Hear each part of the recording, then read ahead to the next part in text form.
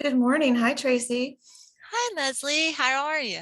I'm good. I'm good. I'm frantically updating this deck right to the last minute because just the news changes every day. I know I got up early this morning and went online to make sure that we had the most up-to-date information that I could find. Oh, I know. You were teamsing me at like 7 o'clock. What is she doing? But that's the nature of this pandemic. It's how it goes. I was just talking to Olivia, our colleague, and I did a podcast for the Richmond chapter of SHRM a month ago, and it's already out of date. Yeah. Well, it could Or be tomorrow. It could be out of date. yeah. So we just decided, everybody, to just call this the COVID Kitchen Sink webinar. It's some of it you have probably heard before, some of it might be new, but we're just trying to provide what we know now and answer questions. And obviously, if there's something that we don't know, we will try and research it. But it is an interesting time in this ongoing pandemic, and we want to make sure you guys have what you need and have your policies in place for your employees and know your rights and responsibilities. So as always, we would love for you to submit your questions using the Q&A section instead of the chat. That way we can keep the questions after the webinar is over. Or if you don't feel comfortable in this forum, you can submit your questions to questions@dominionpayroll.com. And then if you'd like to share this webinar or watch it again or save it for posterity, it will be uploaded to our website and then also our YouTube channel by the end of the day today. Usually, sometimes we miss that mark, but usually it's by the end of the day today. And I did, Tracy, if you could do me a favor at some point, I forgot to go ahead and put those links in the chat.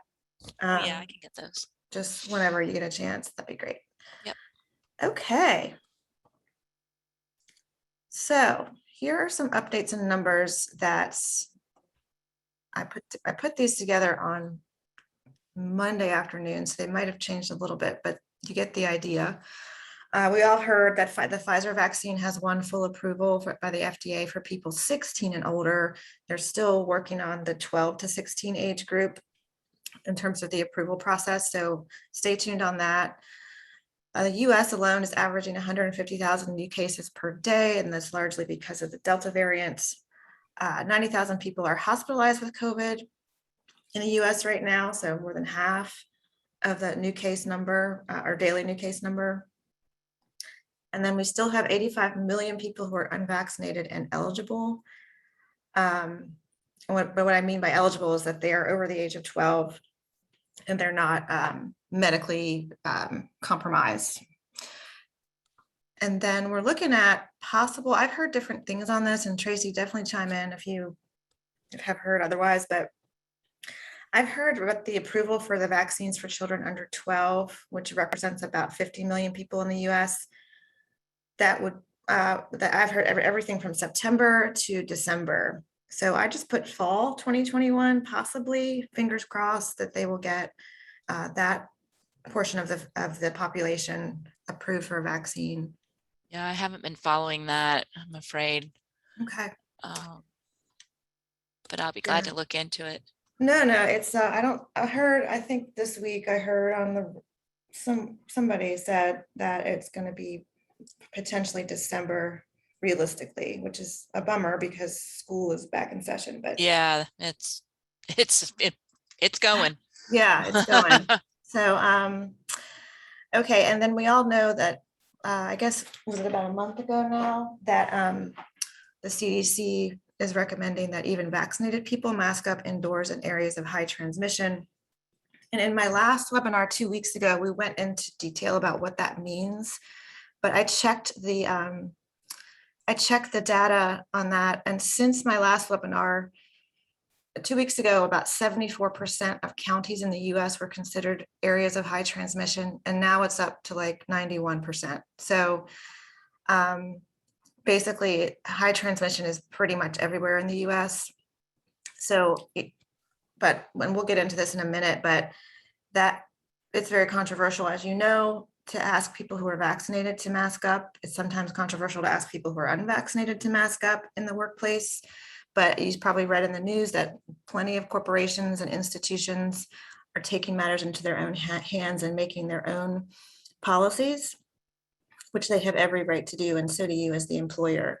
So we'll talk more about that in just a second, but no states have mandated vaccinations for the general population. They have certainly mandated state employees, educational districts have done the same. The federal government has done the same, the military. So you as a private employer or a nonprofit are absolutely allowed to make your own policy. You just can't, if there is a mandate in your area or some sort of a policy in your area, you just have to be, you can go over and above that policy. You just can't go against that policy. And like I said to you yesterday, I went into Home Depot and they're asking, regardless of your vaccine status, to wear a mask inside their establishment. And I was at the grocery store and they didn't have the mask, like they didn't ask you to wear a mask, but they did ask you to stay, 6 feet apart. And they also had like, here's how many people can be in this area at a time. So it's coming back. And I just responded to a wedding actually this morning where they asked for the vaccine status of the guests. Yeah, and they asked if you didn't have the vaccine that you not attend. Wow. Yeah. Yeah, so keep your mask handy. If you are vaccinated, keep your card handy. And we'll talk in a minute about how you can track the vaccine rates or the vaccine status of your team if you wish, using our platform. Okay, so a couple things we wanted to cover as we head back into this sort of situation where you might have some positive cases in your workplace, or you might have people who need to stay home to quarantine, take care of somebody. That school might close again, God forbid, or they want to go get vaccinated.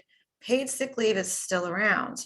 And if you guys don't remember or have gleefully forgotten about it, paid sick leave is when you get real-time tax credits to cover up to 100% of the wages for employees who need to take time away from the office for the following reasons, which will be on the next slide.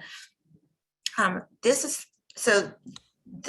sick leave has been around since April 2020, and originally it was mandatory. It's not mandatory, but it's encouraged. I think it's a good idea. It saves you money. It keeps people safe, and it's a relatively easy thing to make happen in your payroll platform. And we'll talk about.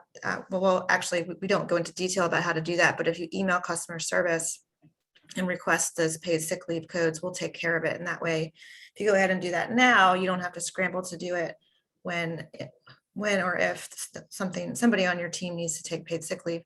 I don't know if they're going to extend the leave past September 30th. When ARPA was passed in the spring, September 30th seemed like a good window when we'd had no idea that the Delta variant was going to cause this surge. So stay tuned if that changes. I'm not sure what Washington's going to do this time around.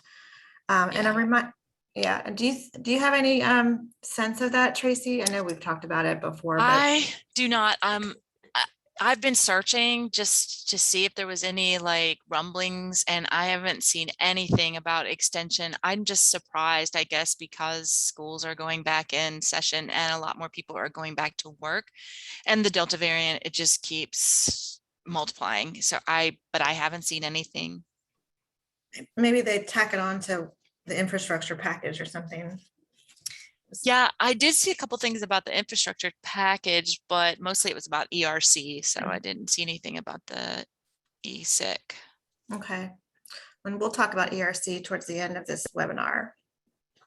Okay, and if you'd like to use there's no like universal request form on our, but we have one on our COVID page that we put together. So that's updated if you want to have that handy in case you need to use it. And that's a good way to document the sick leaves, just in case the IRS ever asks. And then as a reminder, this is available for all employees, full-time, part-time, temporary, seasonal.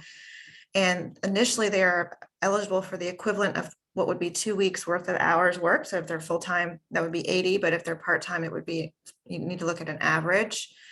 And if they need longer, hopefully they don't, but if they need longer, ARPA allows for them to have paid leave under the emergency FMLA for any of the same reasons we'll talk about in a second, and that's up to 12 weeks. Now, of course, September 30th is within the 12-week window from today, but if it gets extended, then 12 weeks might be available. And I will mention that if someone took emergency paid sick leave before ARPA was passed, so I think before March 2021, it doesn't matter. Everybody's balances, so to speak, have been reset. So it doesn't matter if they had 2 weeks of paid sick leave for quarantining back in November 2020, doesn't matter anymore. They get it, they're eligible again. So the paid sick leave, it's really helpful to think about these reasons in terms of 2 different categories: self-care and then caring for someone else. Reasons 1 through 3 are self-care, and these categories, in these cases, the employee would get 100% of their pay covered. So the government is saying if somebody is sick or is under a quarantine order or has been advised by a healthcare provider to self-quarantine, or is seeking a diagnosis, or if going to obtain a vaccine or recovering from an injury, disability, illness, or condition related to the vaccine, the government says we will cover 100% of their wages through these tax credits. So these are the self-care reasons, and they're here for a reason. It's just to keep people away from each other if they're sick. The vaccination piece of it is new. So that's new since ARPA was passed earlier this year. So you can give somebody a day off to get the vaccine and recover, or give them a couple hours, whatever they need, and you'll get it paid for by the government. Reasons 4 and 5 are the caring for others, and these are eligible for up to 2/3 of their regular rate of pay. And again, this is caring for another individual who is subject to quarantine or has been advised to isolate, or if you're taking an individual to get vaccinated for the COVID-19, or caring for an individual who is recovering from getting the vaccine. So that's new this year. And then reason number 5 has always been there, and that is if someone's children are home because their school or place of care is closed or unavailable because of COVID-19. Now, this is going to be an interesting one to watch this fall as these kids go back to school. And this is the one initially, this number 5 was the only reason why you could take eFMLA, emergency FMLA, which is that 12 weeks. Now you can take eFMLA for any of these 5 reasons. Hopefully you won't have somebody who gets COVID and is a long hauler and needs to take eFMLA, fingers crossed, but you might have somebody we don't know what's going to go on at these schools this year. You might have a number 5 pop up here and there. So go ahead and talk with your management team about how to address that when it comes. And maybe somebody can work from home with their children there, maybe not. And you just need to work that out with the employees. Anything else to add on this, Tracy? No, not really. I just was hunting around about were they going to do anything for sick leave or FMLA. And right now, the only thing I see on the table is that Biden wants to phase in over the next 10 years a paid family leave bill for 12 weeks. Yeah, that's been on the table, and I'll be interested to see if it passes. Okay. Moving into masks and vaccinations. Let me just check actually, let me just answer this question by Tiffany here. If an employee already used the paid sick leave last year and now have the Delta variant, or a family member is sick, are they eligible again? Yes, they are, Tiffany. Everyone's banks or balances, so to speak, were wiped clean as of April 1st of this year. So It doesn't matter. So you got a refill of those 80 hours. That's right. Anonymous asked, can we get a copy of this presentation? If you go to dominionpayroll.com after 5 o'clock today and click on that COVID-19 resource page button at the top, you'll see, if you scroll down, you'll see links to all of our webinars, and they'll both the recording and the slides will be available. Okay, so reasons number 3 and 4 above allow paid leave to employees seeking recovering from the vaccine or helping someone else get the shot. This is new, like I mentioned earlier. So that's, again, the government is just trying to make it as easy as possible for people to get, for employers and employees to get vaccinated. Now, in terms of, and I've gone over this before, but it bears repeating, the EEOC says that you as the employer can ask an employee about vaccination status. So if an employee tells you otherwise, they are incorrect. That you can ask, and you can even retain copies of their cards, but you cannot ask why or why not they are vaccinated. That's the tricky question there, because you don't want to uncover any protected health information. So you absolutely can ask for status, and we'll go over in a minute how you can document the status in our system, but just don't ask why or why not. If they volunteer it, great. Don't write it down anywhere. Don't document it. Just if they verbally say why, that's fine. That's their choice, but you just can't ask them. Now, the EEOC also says that employers can require vaccinations as a condition of employment, or if you're not willing to go that route, you can offer incentives, and we'll go over this in a second. So, I mean, that's another thing that might be misinformation out there, is your employees might say, you know what, you can't do this, and you absolutely can. Now, there are some risks to consider for mandating, requiring vaccinations, but you absolutely are allowed to do so if you'd like to go that route. And the big bummer news this summer, and like I said earlier, is that the CDC has determined that even fully vaccinated individuals should wear masks indoors because they can transmit the virus to other people, and many times they don't know they're doing it. So high transmission areas are now covering almost 90% of the US. So bear that in mind. And then that said, you've all seen the news that states, localities, and individual organizations are dusting off their mask policies and further incentivizing or flat out requiring people to be vaccinated.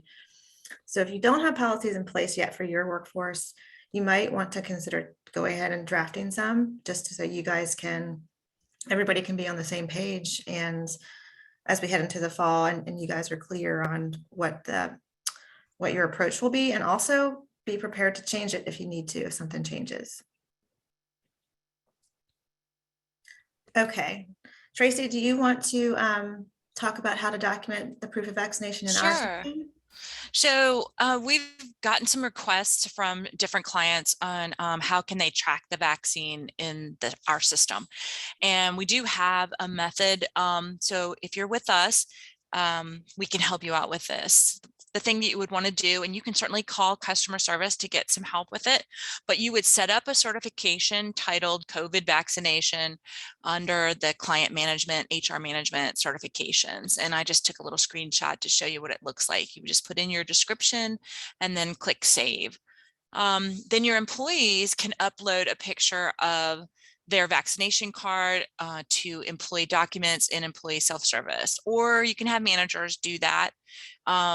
Or you can just have one admin. We have one big client who just has one person who is in charge of all of this. And sometimes employees upload their cards and sometimes she does it. At any rate, once those cards are uploaded, an admin can mark the certification under employee management, human resources, and certification. So I just showed you over there what it looks like. And then that would be saved, and you can run a report to see what employees have that certification. We also have a report where you can run it and see what documents have been uploaded. So you can see if your employees have put in their COVID vaccination document. Just make sure when they upload their document that they title it a certain way. So you may want to put in there, COVID vaccination, so that when you go out to the document page, you'll be able to see that.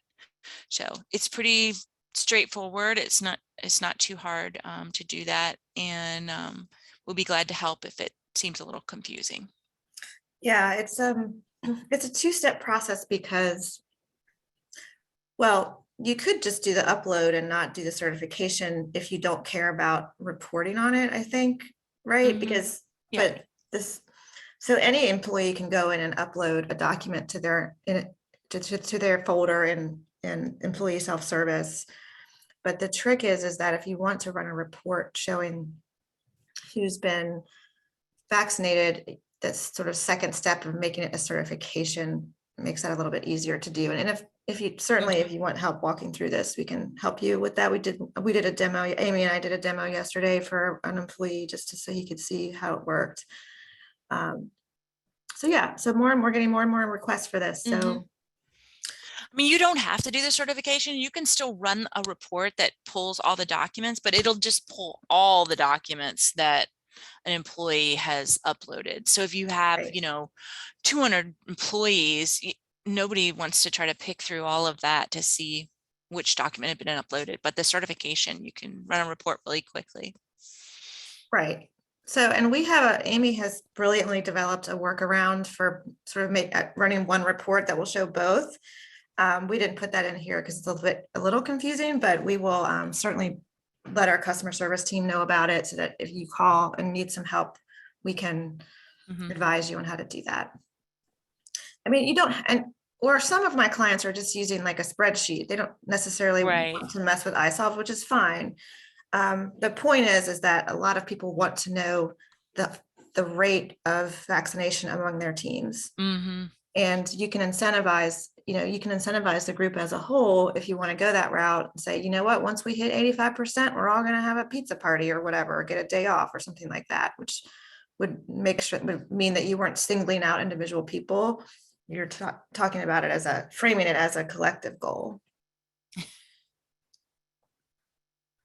Okay, quick note on a couple things. Booster shot. This language at the top here is directly from the CDC's website.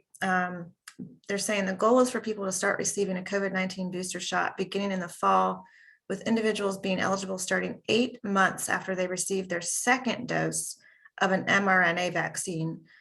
Booster shots should be available to the general public around September 20th, 2021. And I know that the headlines this morning about yesterday about the Johnson & Johnson booster, looks like that Johnson & Johnson will be also releasing their shot at some point. So the timing here is critical. You don't want to get it too soon. Well, speak with your doctor if you are immunocompromised or have a health condition that might change that timeline. But for the general rule of thumb is 8 months after that second shot.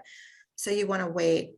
You want to do the math on that, and you could go ahead and prepare and find out where to get it. But keep in mind that the efficacy of that second shot is probably still good right now if if you're within that 8-month window. And then we put in the chat earlier a bunch of links to vaccination records or places where you can get vaccination records in the states where we have offices. But if you're not in one of those states, just check with your state health department, and hopefully they have a really easy way to retrieve your vaccination record and print your card if you've lost it. And you can share that with your employees as well. Anything on boosters, Tracy, that I missed? No, that was about all I could find too. And I did put all those, you saw that, right? Yes. Yeah. In the chat, there are links to how to get your vaccine card for about 6 states. But if you don't see your state listed, most of it is through the State Department of Health. Yeah.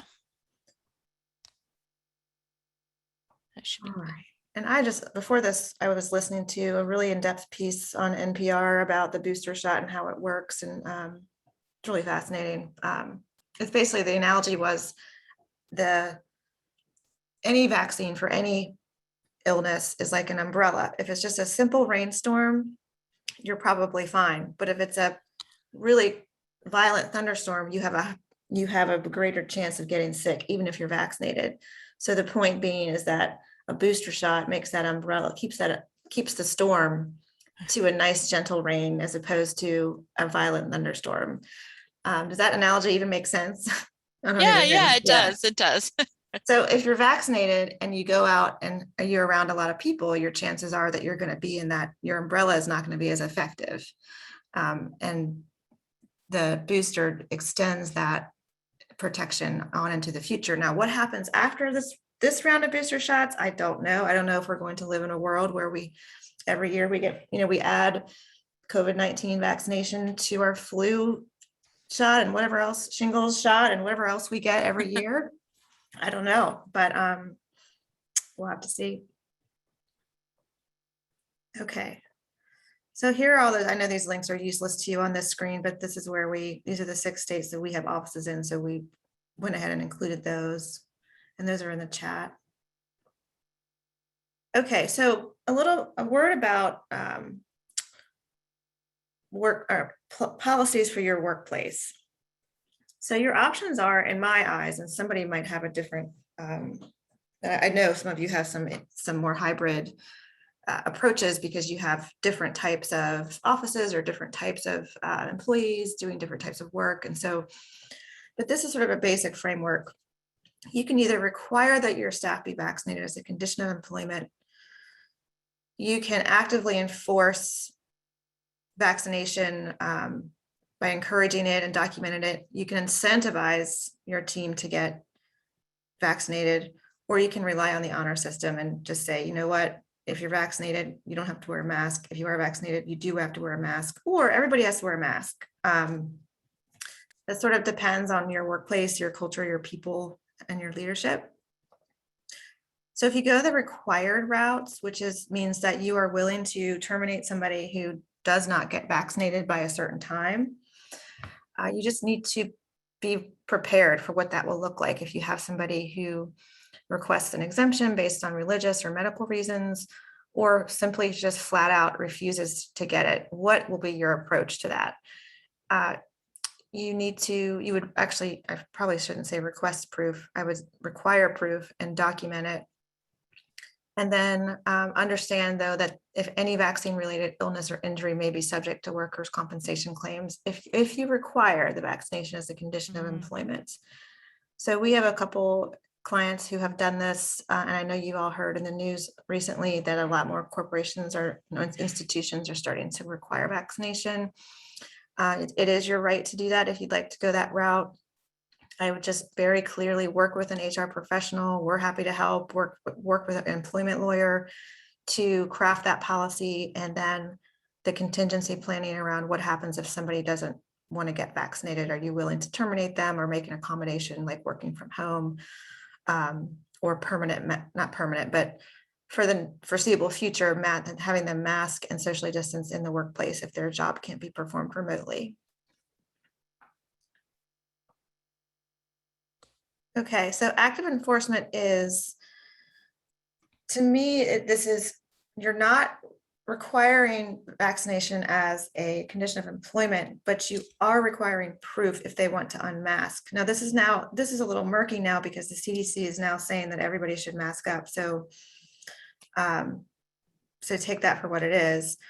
You could also test or screen people and then document those who are vaccinated, document those who are unvaccinated, and just make it very clear that if you are unvaccinated, you're going to have to wear a mask, socially distance, and you might even test them or take their temperature just to make sure that they're not walking in with COVID. Mm-hmm. Incentivizing is also okay. I know we've all heard stories about how the creative ways that the NFL and the certainly colleges and universities and private corporations are incentivizing vaccination.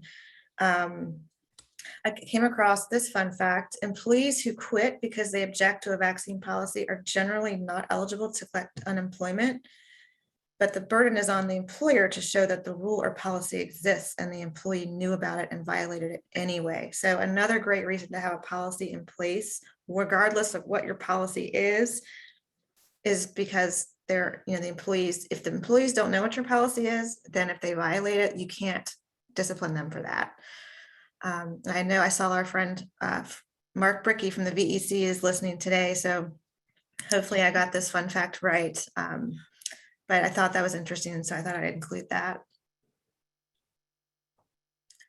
And then the honor system, and this is also an option. You can rely on self-selection. If you're vaccinated, great. If you're unvaccinated, you have to follow the rules. So this would be the approach where you don't require any documentation. You don't even request it. If people want to volunteer it, that's fine. But do remember that you are responsible for protecting your employees from known hazards. So if you go this route, you could potentially, it's the easiest on you probably, because I know everybody's really tired of policing everybody else. And it's a real drag.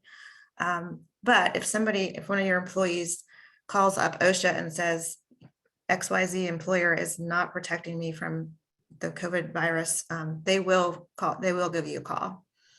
So just keep that in mind. I know it's highly dependent on what your workplace is like and your setup and your type of work.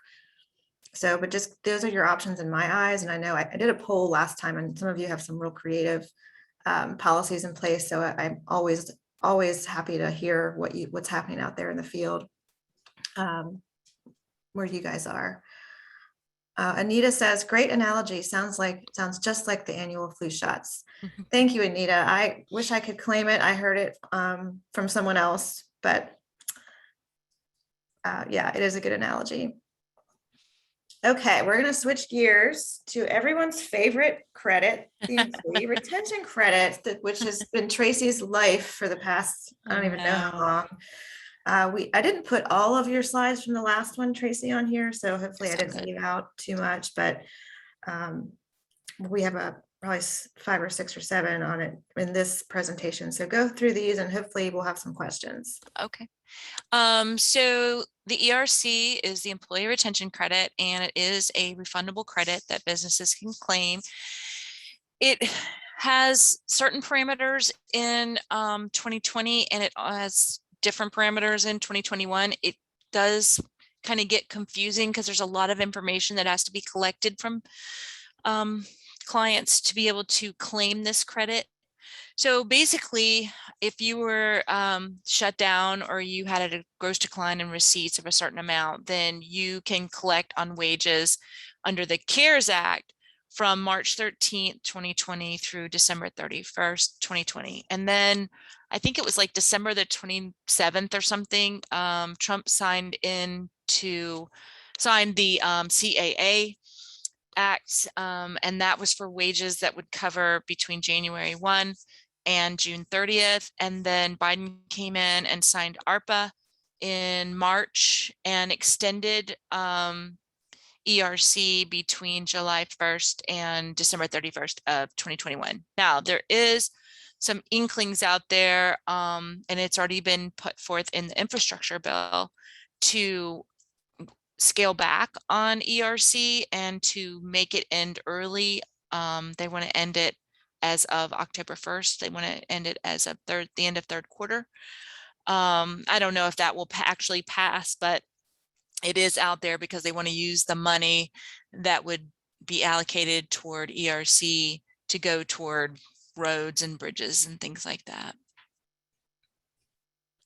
Tracy, just to clarify, an employer can get tax credits for paid sick leaves regardless of ERC, right? How do those two interact, if at all? You have to exclude those wages from ERC, but what our report does do that. Okay. Because that would be, in their minds, would be considered double dipping. Right. Okay, thanks. Hmm. Oh, I'm sorry, I'm driving still, huh? That's all good. Okay, so most employers, including colleges, universities, hospitals, and 501c organizations, can qualify for this credit. You have to be an employer for 2021. You have to be an employer of under 500 full-time employees.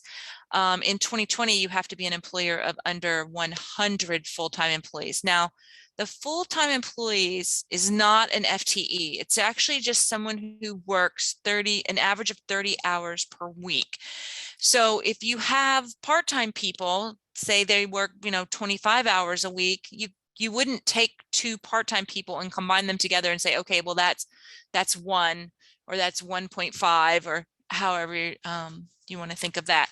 So it is just people who work over the 30 hours. They count as 1.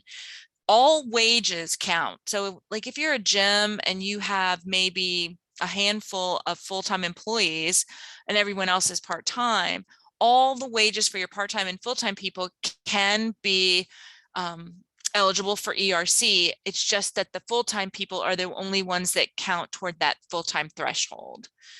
So then she has on here about the PPP. So that's what ramped ERC up so much. When the CAA was signed, it also made ERC retroactively available for people who had previously received the Paycheck Protection Program loans. So then all of a sudden, all these people that had taken PPP loans were now going to be eligible for ERC. And I mean, you just need to be aware of that. I know some people, you know, don't keep up with all the legislation, and I totally understand that. But hopefully somebody has passed on to you the knowledge that you can have ERC and PPP. You just can't claim ERC for the payrolls that you allocated towards PPP. Thank you. Okay, so the qualifiers. There's different qualifiers for 2020 and is in 2021. So in 2020, the two qualifiers were this: if you were a trade or business that was fully or partially suspended or had to reduce business hours due to a governmental order, then you automatically qualify for ERC for the time period that you were fully or partially shut down. So think about like restaurants who could only be at, well, first they couldn't have anyone in the dining room, and then they were able to go to like 50% capacity, and then they went to 75% capacity. And in Virginia, those partial shutdowns were alleviated on May 28th, I think it was. So most states, and actually I know all states have been, they are fully open now. So nobody qualifies under that at this point. But if you're going back and you're looking at 2020 and you were a restaurant or you were a gym or you were, you know, a hair salon or things like that, then those situations caused you to be under a partial shutdown, and you can qualify for ERC for the wages that you paid during that time. That's the first factor. And that actually is also a qualifier in 2021. The second one, so if you don't qualify under that, then you can qualify under the significant decline in gross receipts. So in 2020, the way it worked is you had to have a calendar quarter where your gross receipts were less than 50% of the gross receipts as compared to the same quarter in 2019. So if you had a decline of 50% or more as compared to the same quarter in 2019, then that qualified you to begin ERC. And you don't unqualify for ERC until you had a quarter where you had a decline of less than 20% as compared to the same quarter in 2019.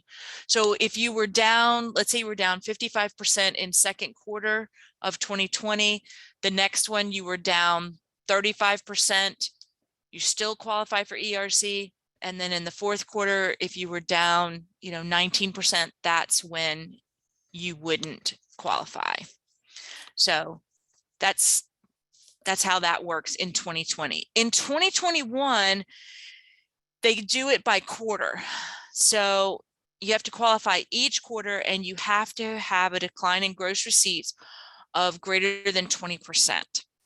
Now, they do allow you to compare two different time periods. So you can look at the quarter that you're currently in. So let's say you want to qualify for third quarter. So you can guess, because we're not done with third quarter, you would have to guess on whether or not you were going to have a greater than 20% decline. Or you could look at the preceding quarter. So you could look at second quarter, and if you had a decline that was greater than 20%, as compared to 2019, then you could qualify for third quarter. So that they allow you to look at the quarter preceding or the current quarter to be able to apply. So that's how the ERC works. It's, like I said, it can be a little confusing, and also you can't count PPP payrolls toward it. So when you call us and you ask about getting into ERC, collecting it, we will have to know your full-time employees, We will need to have all payroll data for the year that you're looking at. We have to have a copy of your 941. So if we did them for you, obviously we will have those. But if you come to us from a previous payroll provider, we will need a copy of the 941s to be able to file the amendeds. And then we'll need to know what your PPP dates are. So how, what payrolls need to be excluded from ERC.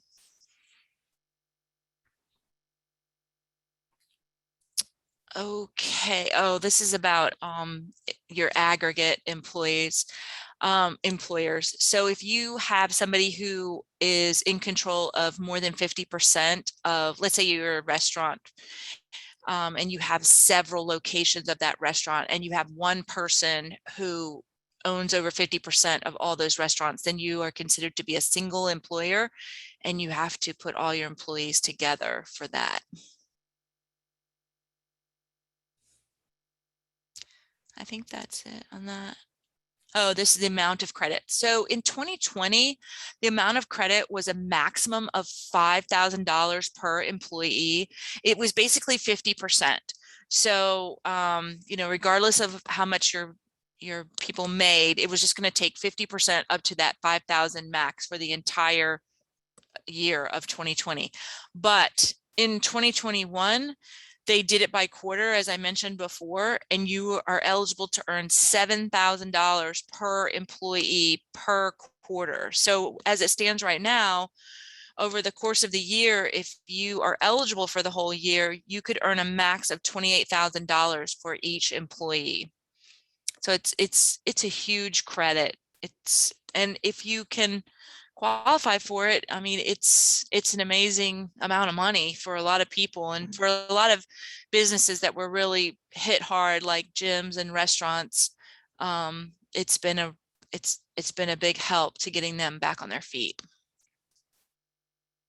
How do you feel about the ending the program early? And do you think that will happen? I don't think it will happen, but I think at this point the economy, well, I don't know. You know what? I'm not going to say, because I was going to say that I felt like the economy was kind of getting back on its feet, but then with all the Delta variant kind of stuff coming in and more people coming back with it, I don't know if they're going to bring back any, if they're going to do any of those shutdowns anymore. A lot of people are very, very against that. I think that they want to bring the mask mandate back before they would consider those shutdowns. But I just don't know. I really don't. And I don't even want to guess, because I've been wrong so many times. But I don't think, I do think that they will keep it in place till the end of the year. Okay. All right. Good to know. Okay, shifting gears. Okay, so the PPP loan clarification, I just wanted to go over a few little things. Owner's wages, and if you were with us last year and you did a 2020 loan, owner's wages are not allowed to be included with employees. They actually appear on line 9 for Schedule A. So if you find that your owner is still listed on worksheet table 1 or worksheet table 2, just let us know and we can change that for you. Or you can change it yourself. It's under employment, under employee management, and you would just put in the owner, however much they, what percentage they own, and it's 5%, greater than 5% have to be designated in the system. It doesn't mean that you won't get credit for their wages. You still will get credit for their wages, but owners are only allowed to have $20,833 a max for the loan period. And I should say this too, under ERC, if you have owners that are over 50%, their wages have to be excluded from ERC. And we have a way to do that, but you have to let us know that you have people who own over 50%. And also any relatives of those owners, also their wages have to be excluded. The FTE override codes and the FTE exception codes and reasons, Those codes have to be put in for the 2021 loan. We have those codes in there, and if you use those last year for the 2020 loan, they don't automatically carry over to the 2021 loan. So you will have to put those in again. And remember that the reason that someone can be considered an exception is due to the employee's action. So if you don't have work for them, that's on the employer, and that's not considered an exception. So, and those exceptions would only be for employees who were working for you during the loan period. So if you have somebody who was fired before the loan period, you don't need to put them in as an exception because they're not being paid during the loan period, so it doesn't really matter. So you just need to look for reasons that cause the employee not to work for you. So that would be like a resignation, a termination, a request for reduced hours, somebody retires, somebody passes away, somebody goes out on disability for like EFMLA, or they've got hurt and they're on disability, or e-sick, whatever causes them not to work for you, that's their action. And then if you run our report for 2021 and it comes up as zeros, a lot of times what's happened is the loan disbursement date has not been added, and you'll need to let customer service know that you need to have your loan disbursement date added. ERC and PPP do not mix. They can't be concurrent, but they can occur in the same, I guess, in the same quarter. You just have to, when you're using ERC, you can't apply those wages to PPP, and when you use PPP, you can't apply those wages to ERC. So you just need to be very careful with that. A reduction in wages, you want to check on that summary page when you run that report to see if you have a reduction in wages. And if you do, you want to go about kind of troubleshooting that. I go over to worksheet table 1 and I look to see where those reduction in wages are occurring. So if you look on an employee on worksheet table 1 and you see over to the side that they didn't earn any compensation during the loan period, but they have a reduction in wage penalty of $5,000, chances are they no longer work for you, and you just need to put in a termination date that's prior to the loan period. What I normally do in those situations is we'll go back in, we'll look. Usually I go over it with the client, and we'll look together and see when the last time that employee was paid, and then we make their termination date as close to that as possible.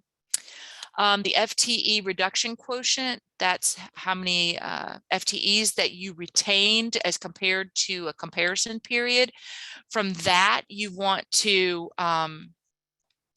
be mindful of why you're having a reduction. So normally what I do is I go to employee wage details, and if you look in columns AA and AB, you'll actually see the FTE for the loan period as well as for the comparison period. And I just kind of go down the list and I start looking to see who has a smaller FTE during the loan period than they do in the reference period. And I just start asking questions. I'll say, oh, look here, John Doe was a 1 in the comparison period. Now he's a 0.5. What happened here? And then usually people are like, oh, that's right, he went out on disability. And then we put him in as an exception, and that FTE, once you put somebody in as an exception, their FTE becomes the amount that it is during the comparison period. So John would go up to that 1 instead of the 0.5. So that's how that kind of works, and that kind of helps you troubleshoot that FTE reduction quotient. And that's all I know about that. Whew, that's a lot. Thank you, Tracy. Yeah. Okay, I just wanted to point out that my friend Ashley has dropped into the chat a link to a pretty good roundup of coronavirus state and locality restrictions.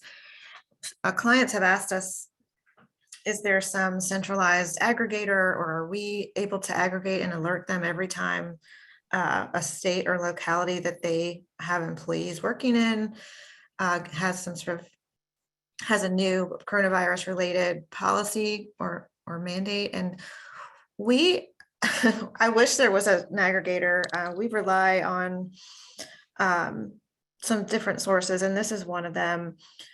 There's so much changing so quickly and at the state and local level that it would be almost impossible for our little tiny team to keep on top of it. But it is a fair question. And we had a client yesterday who operates in frontline employees in more than 40 states. And they wanted to know, they wanted to do a mask. They wanted to follow the rules in the different localities. And we recommended that they just do a blanket mask policy, because they'll drive themselves crazy if they try to keep up with the rules in 40 different states and localities. It just seemed like an easier way for them to just be compliant, and if they're overly compliant in some areas, that's better than being under compliant. So I thought I would throw that out there as an example of some of the conversations that we're having with our clients. It does seem like we're backsliding into mask territory, but that's unfortunately where we are right now. So we are certainly more than happy to talk through any of these scenarios with you, whether you're our client or not.